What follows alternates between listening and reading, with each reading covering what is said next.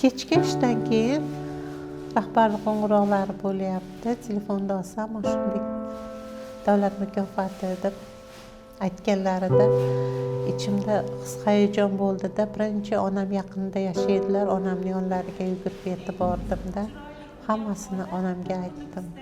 Chunki meni onam ko'p yillar davomida men tadbirlarga, oiladagi marosimlarga, to'ylarga hech qayerga bora olmasdim-da. Men ishdaman deb hech qachon bo'sh vaqtim bo'lmasdi. Men faqat ishxonada bo'lardim xolos.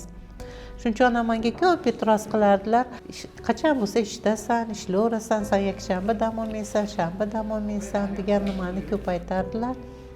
Keyin kecha onamga mana ona savolingizga javob deb xursand kirib bordim. Rosa xursand bo'ldilar, duo qildilar.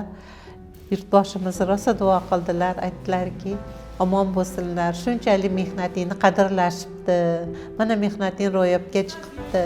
Bekorga shuncha mehnat qilmagan ekansan deb. Onam cheksiz, otam xursand bo'lishdi. Ota-onamni bu xursandchiliklari men uchun eng katta baxt deb o'ylayman. Mana bugungi yangi O'zbekistonimizda insonning qadri, ulug'lanishi men o'z misolimda ko'rdim. Buni bittasi eng quvongan joyim, xonamga kirib kelganimda oxirgi jihozlar bilan jihozlangan, oxirgi texnologiyadagi jihozlar bilan jihozlangan ustaxonada ishlashim. Ustaxonalardagi yaratilayotgan sharoitlar, bulardan hammasidan juda cheksiz minnatdor, xursandchiligim ichimga sig'mas edi. Uni ustiga bu mukofot aytib bo'lmaydigan shu darajada nimaki xursand bo'ldimki, minnatdor bo'ldimki muhtaram prezidentimizga. Mana shu yangi O'zbekistondagi insonning ulug'ligi, bundagi mana shu bolalarimizga ko'rsatilayotgan mehribonchilik, bularga ko'rsatilayotgan sharoitlar yaratilgan.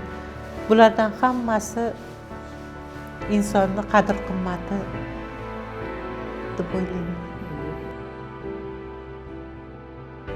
E'tiborlardan keyin, shunchalik nimadan keyin shunchalik kuch bilan ishlashim kerakki bunga javoban oldingidan ham ortiqroq ishlashga harakat qilaman.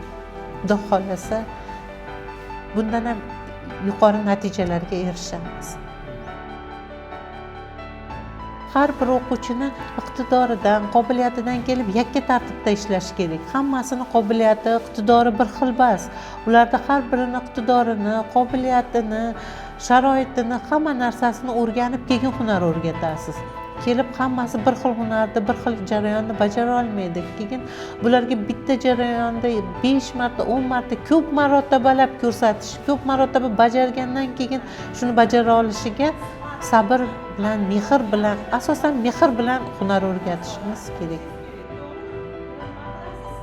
Bu o'quvchilarni tayyorlagan mahsulotlardan motivatsiya olaman. Bularni ishlayotgan ish jarayonlarida menga kuch beradi. Chunki ular bu yerdagi bolalarni bajargan ishlari ekkan daraxtingizdagi yetishgan mevani singari ko'rasizda. Shuning uchun bu yerda hech qanday qiyinchilik yo'q. Bularga faqat mehr bersangiz, e'tibor bersangiz, yaxshi o'rgatsangiz, sabr bilan bir necha marotaba takrorlasangiz shu jarayonlarda ulardan yaxshi natijalar kutish mumkin. Endi yana bitta tomonini aytaman men sizga. Mana shunday qilib, mana shu ish tayyor bo'ldi. Mana shuni shunchaga sotib olishingiz mumkin. Natijani ko'rsatsangiz, bola shu natijaga qarab intiladi. U ham ertaga shuni bajarib, tikib, bitkizib, sotib ish haqi olishga, ya'ni rag'batlantirsangiz, shunga qarab bola intilib harakat qiladi va bajarib beradi shuni. Shu metodni, shu usulni ko'proq qo'llayman.